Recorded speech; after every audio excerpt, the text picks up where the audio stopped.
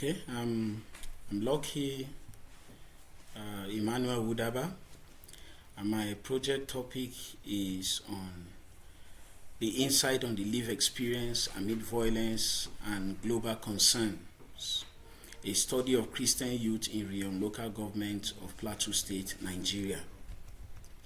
Plateau State is known as the home of peace and tourism, but this has been severely fractured by recurrent intercommunal, ethnic, as well as religious conflicts.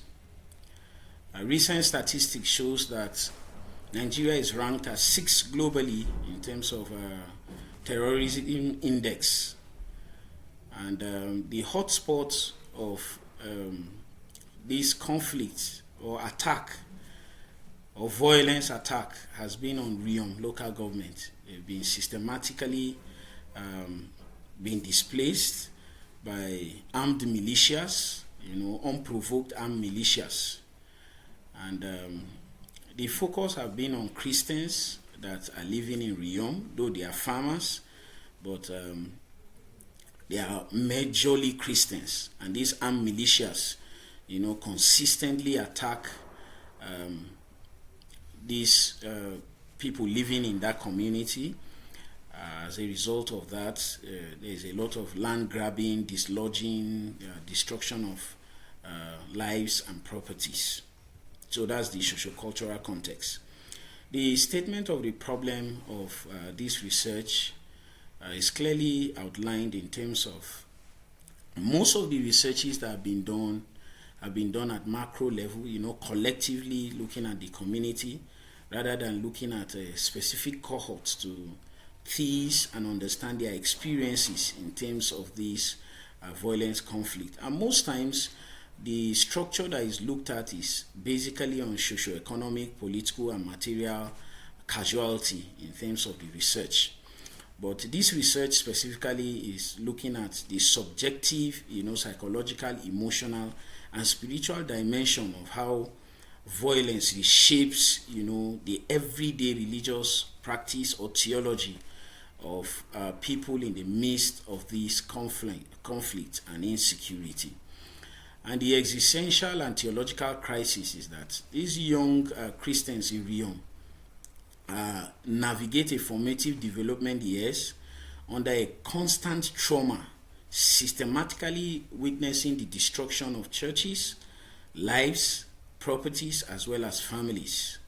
So the challenge is this persistent, exposure to violence, unprovoked, directly challenges certain Christian dogmas in terms of divine protection, peace, forgiveness, which trigger a lot of structural crisis in terms of faith.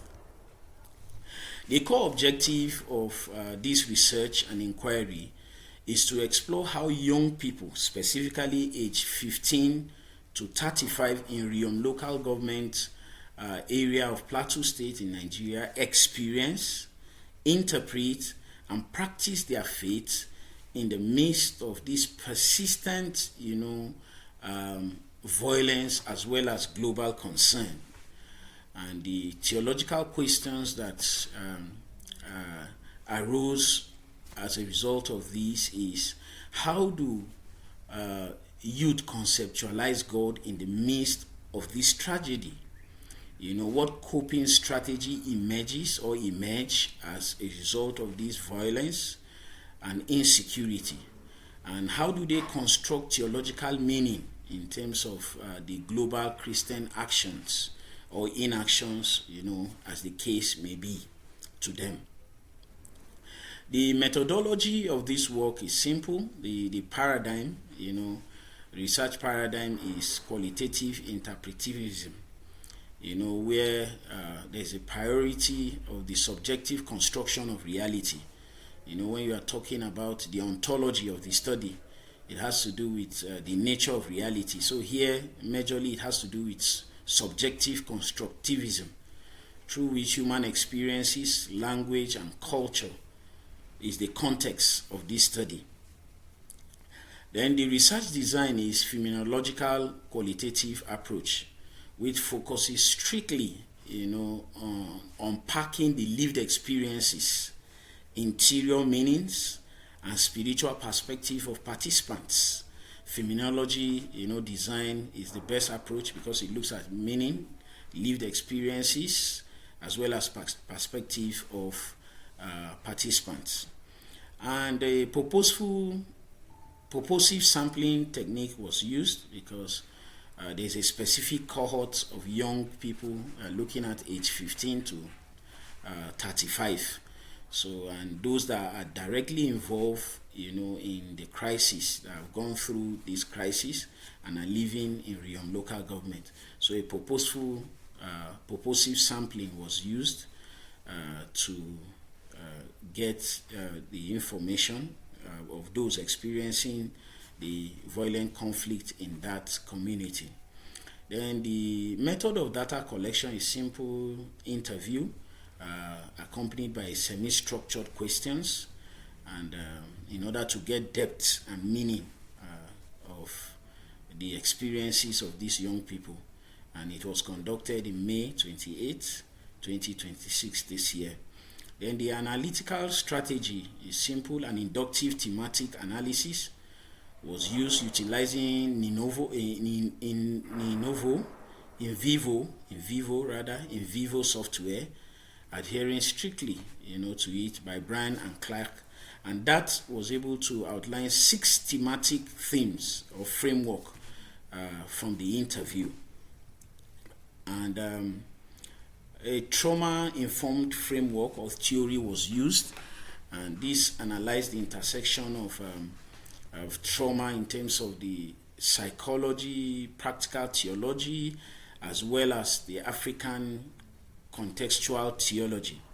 So the first theory that was used has to do with trauma and recovery by Judith Herman, which has to talked about the understanding of trauma as an existential disruption of safety and trust.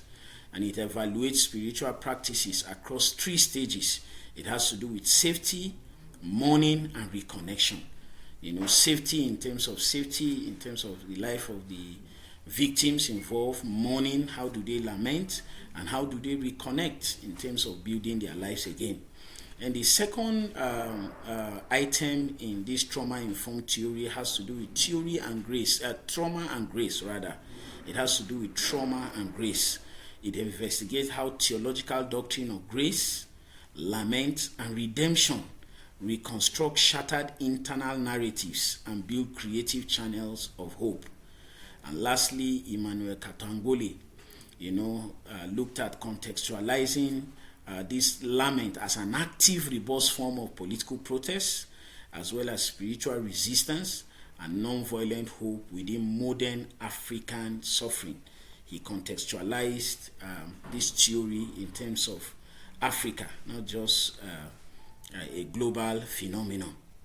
So this theory helps us to understand, how these victims and participants, reconnect in terms of what they pass through, the question of safety, mourning, laments, doctrine of grace, and internal conflict, as well as hope.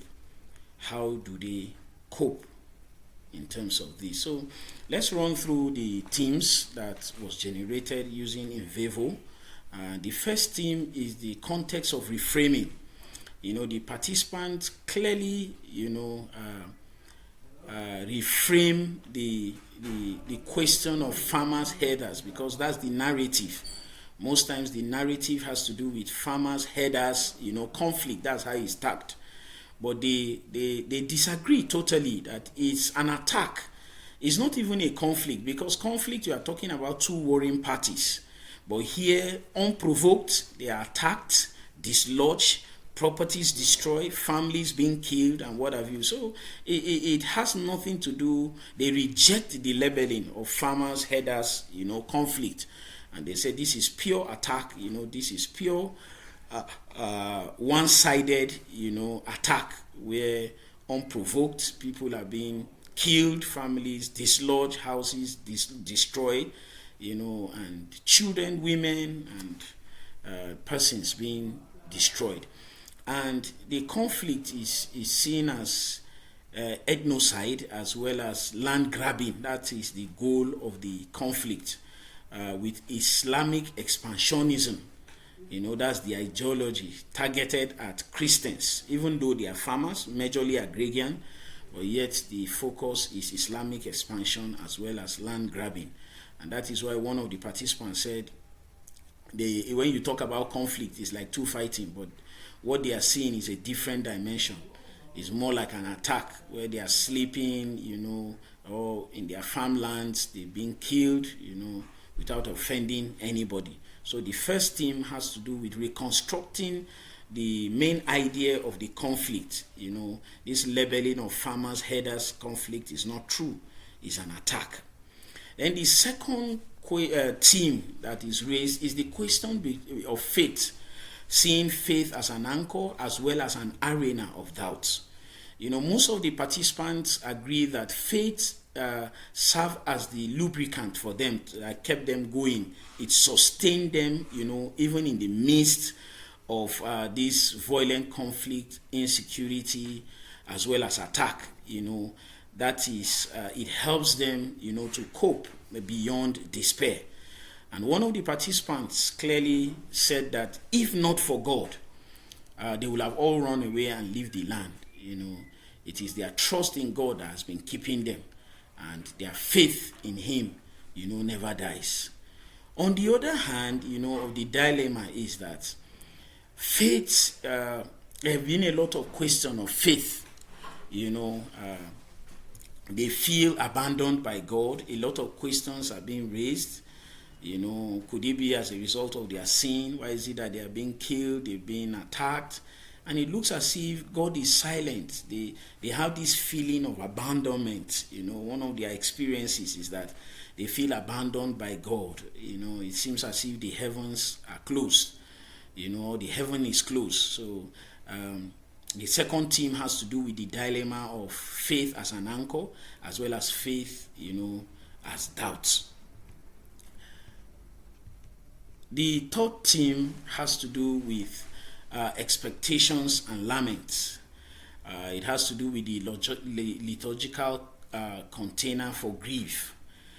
Rather than, retreating from God, youth reports an intensification of their inner spiritual life. They navigate distress through three key dynamics.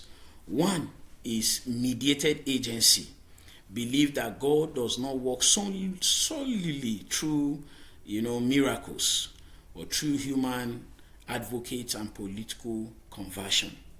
And secondly, music as protest. One of the songs by Samdung Africa is Kemin Talk, that raised their consciousness and said they should not be deceived, even when there is an avenue for interfaith dialogue for peace. They should not be deceived, because underneath all of these is a mask of deception. So they should not be deceived. They should be wise, and stand their ground. And some of the participants also expressed one of the songs that kept them going, in the midst of this is Metemkona by Solomon Lange. God is my helper. It helps them navigate through sorrow, and it helps them to be resilient. And the songs serve as an anchor for them, so music serves as a form of expression of lamentation, and as as an expression of hope too, because the song say, the Lord is my helper, the Lord is my helper, I shall not fear what man will do to me.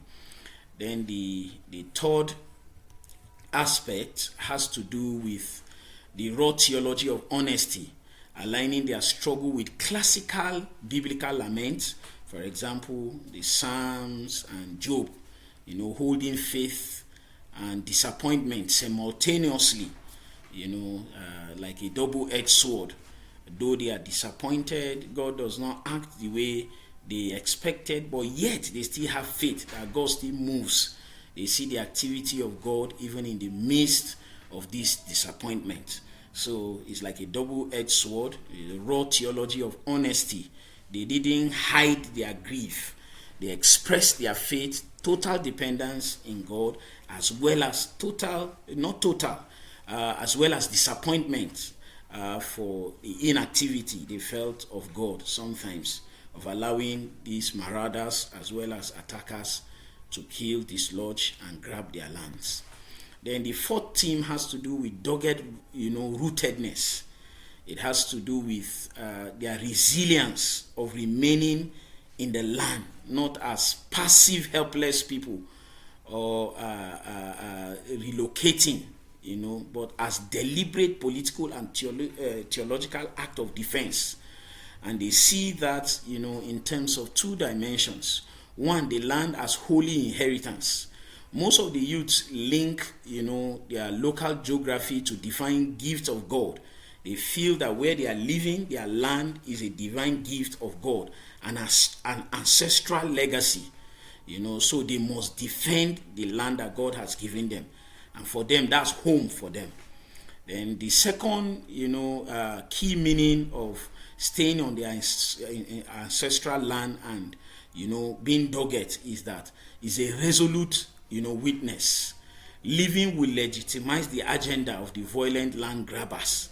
So staying active to counter the intimidation and fear is a task they felt they must do. So they are dogged in terms of staying in their ancestral land, seeing it as a holy land of inheritance, as well as their obligation to defend their land. Then the fifth theme also has to do with the global body of Christ. The participants feel seen, loved, and they felt being identified by the global community of believers, particularly through the activities of Global Christian Relief, Alex Biber, as well as Ryan Miller, that provides, emotional proof of global family membership. They feel that they truly belong to the body of Christ. They felt loved, seen, and valued. So the activities of Global Christian Relief brought hope to these people. They feel that they belong and they are part of the body of Christ. And secondly, political advocacy. The statement of Trump of Christian genocide in Nigeria also brought hope to them. They felt this is a way of identifying with them politically, where Trump talked about Nigeria being a country of particular concern, that Christians are being killed, there is genocide. That brought a lot of hope to them. In fact, when they heard that statement that Trump, has shown concern and interest, they celebrated that. A lot of them received that news with jubilation, happiness, and they felt seen. On the other hand, they felt that some Christians are being passive in terms of the situation of what is going on, the attack, the violence, and insecurity going on in Riyom. The youth clearly expressed that some Christians are passive, they don't care. They see it as their own problem. And the question of genocide, that even Christian Association of Nigeria had to debate the issue whether there is genocide or not, and they felt sad about that. They felt these people are not identifying with them, maybe for one political reasons or interest or the other. There's been a lot of narrative around if there is Christian genocide or not. So they felt, betrayed and wounded by other Christians being passive in this, difficult situation they passed through. So discussion and key insights. One, the question of paradox of faith, in terms of seeing faith as an anchor and as a means of doubt. This resonates with the writings of Philip Yancey that wrote about the disappointment with God. Where is God when it hurts? And prayer, does it make any difference? There's integration of raw protest and anguish with unwavering hope, even in the midst of this anguish, violence, and conflict. Doubts, there's still hope. There's still Christian hope, that these participants have. Lament as liturgy, contextual music transform abstract trauma into shared, bearable, communal memories, resisting both physical and cultural, erasure. Music here is seen as a means of lament, as well as a means of expression of hope in God too. So it's also like a dilemma, but music enabled them, to express themselves in terms of lament and in terms of reassurance as well as hope, in God. So music serves as a key component in their lived experience, as they go through this violence and conflict. Then solidarity redefined. True solidarity requires moving past superficial financial aid. Most times people feel as if when there is aid, is enough. But what these people talked about they are looking for is authentic, shared, witness that acknowledges political realities as well as systematic violence. They felt hope, better hope, where people identify with them, not just supplying of relief materials without identifying with them. Their first point of call is authentic fellowship and identification. That has a long way, to make them feel valued. Then the issue of the global family brought a lot of comfort to them. The issue of security, global concern by President Trump, as well as global Christian relief, Ryan Miller, Alex Weber, brought strong relief to them. So these are the key discussions and the summary of the findings of these studies. And ethics, positionality, and reflexivity. The researcher has done a lot of work in Riyom by taking relief materials to victims of the attack, praying with them, identifying with them. But as much as possible, the researcher tries to keep away from being biased in terms of putting his own voice into the voices of the participants. That's why observations were made, notes were made, as much as possible, so that the voices of the participant as well as the victims will be heard. So the question of reflexivity, the researcher tried as much as possible not to be biased, and add his own voice to primarily allow the voices of the participants, to be heard. So this is the general and summary of this project work of the lived experience, insight on the lived experiences amidst violence and global concern, a study of Christian youth in Riyom, local government of Plateau State. Thank you.